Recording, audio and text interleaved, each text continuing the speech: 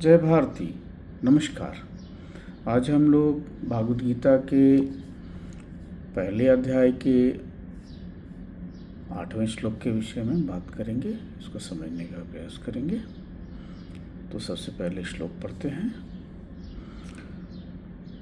भवानि भीष्मश्च कर्णश्च कृपश्च समितिञ्जय अश्वत्थामा विकर्णश्च सौमदत्ति स्थैव च।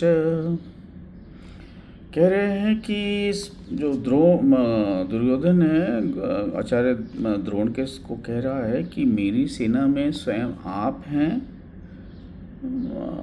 पितामह भीष्म हैं, कर्ण हैं, कृपाचार्य हैं, आचार्य कृपाचार्य हैं, अश्वत्थामा हैं, विकर्ण है और सौमदत्ति हैं। सोमदत्त के जो पुत्र हैं भूरिश्रवा, तो वो हैं। तो एक ये बताता है, इसको कविता के रूप में देखते हैं। दुर्योधन कह रहा है, गुरु द्रोण स्वयं आप भी हैं, कृपाचार्य और पितामह भी हैं, मेरी सेना में है अनेक महावीर, अश्वत्थामा विकर्ण और सौमदत्ति भी हैं। तो यहाँ पात्रों का जरा परिचय हो जाए। तो सबसे पहले द्रोणाचार्य।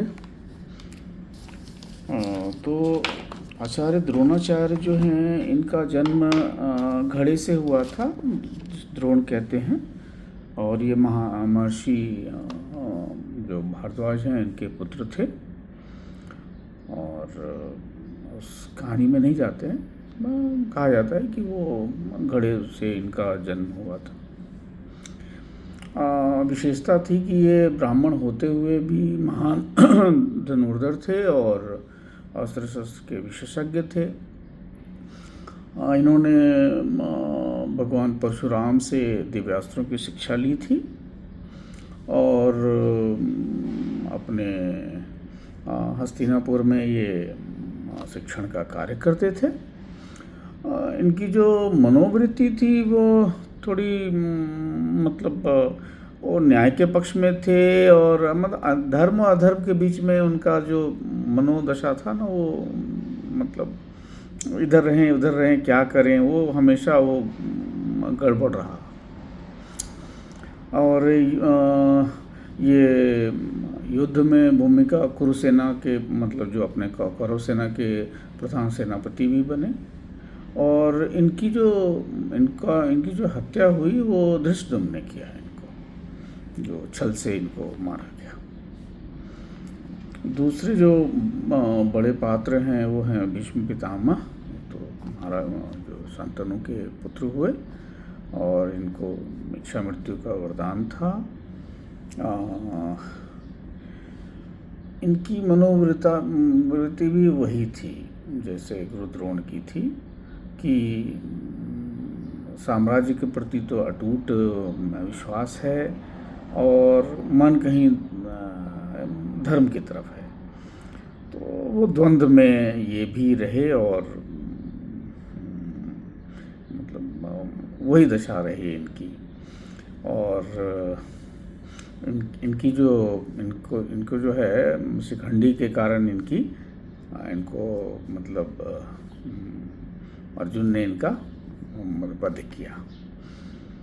तो ये है। इसके बाद जो हम लोग देखते हैं कि जो कर्ण हैं, कर्ण के विषय में कि कर्ण तो राधा और जो अपने जो रथ चालक थे, अधिरथ थे, इन्होंने इनको पाला था। और ये पुत्र तो कुंती और सूर्य के का थे। सूर्य जो थे उनके ये बच्चे थे और अविवाहित अवस्था में ही इनका ये हुआ था। ये बड़े दानवीर थे इनकी, और इन्होंने परशुराम से शिक्षा ली थी। और मनोवृत्ति इनकी थी कि मित्र के प्रति जो अटूट मित्रता है वो एक इनके अंदर वो था कि मित्र के प्रति अटूट अपना जिसको वफादारी आप कह सकते हैं वो था, और पांडवों से इनकी शत्रुता रही, और इनका वध तो अर्जुन ने किया, छल से ही किया। अब ठीक है, इनका पात्र परिचय ये कृपाचार्य जो हैं ये इनकी बहन का नाम कृपी था, और उनके कारण ही बहन ने इनका पालन पोषण किया था, और इसलिए इनका नाम, और बाद में चूँकि आचार्य बने तो इसलिए इनका नाम कृपाचार्य हुआ। ये शार्दूल महर्षि के पुत्र हुए, और इनको पिता ने और दोनों भाई बहन को जंगल में छोड़ दिया था, जिसको महाराज शांतनु ने पाला पोसा। और बाद में जो कृपी थी उनका विवाह हुआ द्रोण के साथ, तो इस तरह करके वो हुआ। और महाभारत युद्ध में ये अजेय रहे, मतलब जीवित ही रहे, और धर्मशास्त्र के ये काफ़ी ज्ञाता थे, परंतु फिर वही है, अटूट विश्वास था साम्राज्य की तरफ, और इस कारण से द्वंद्व में ही कहेंगे इनको भी, आपकी वैसे ही रहे। अब दूसरे एक और पात्र हैं विकर्ण। विकर्ण जो थे वो धृतराष्ट्र के पुत्र हुए, और विकर्ण का मतलब है जो कानों से परे हो, मतलब इनको बड़ा विद्वान माना जाता था। और मतलब कौरवों में मुख्यतः यही एक आदमी यही थे जो मतलब काफ़ी, जिसको आप बोल सकते हैं नीतिवान थे, और इन्होंने विरोध भी किया था, जो द्रौपदी का चीरहरण हुआ था उसमें विरोध किया था, और भाई के और साम्राज्य के प्रति प्रेम के कारण युद्ध में लड़े, और भीम द्वारा इनकी हत्या हुई, मारे गए। अब एक और कैरेक्टर का जो है वो वर्णन है, वो है सोमदत्ती। इसलिए मैं सोमदत्ती जो थे ये सोमदत्त के पौत्र हुए, और जो इनका दूसरा नाम भूरिश्रवा था। तो ये शांतनु के जो बड़े भाई थे इनके ये पौत्र हुए।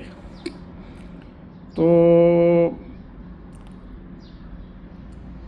ये काफ़ी शूरवीर थे, और गदा युद्ध में काफ़ी ये थे, और इनकी ये थी कि ये सात्विकी से इनकी जो कृष्ण के जो मित्र हुए उनसे इनकी निजी बैर थी, लड़ाई थी, और सात्विकी से ही युद्ध में ये मारे भी गए। तो ऐसा ही है। यहाँ पे इस पूरे पाठवे में आप देख रहे हैं कि वो अपनी जो दुर्योधन है, गुरुद्रोण से अपने जो वीर हैं, जो उनके विषय में ही बता रहा है, उनका बता रहा है कि वो कितने महान हैं और कितने वीर हैं, जिसमें कृपाचार्य हैं, भीष्म पितामह हैं, कर्ण है, और भूरिश्रवा हैं।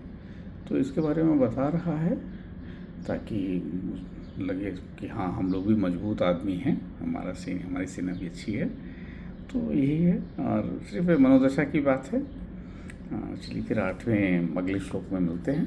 धन्यवाद।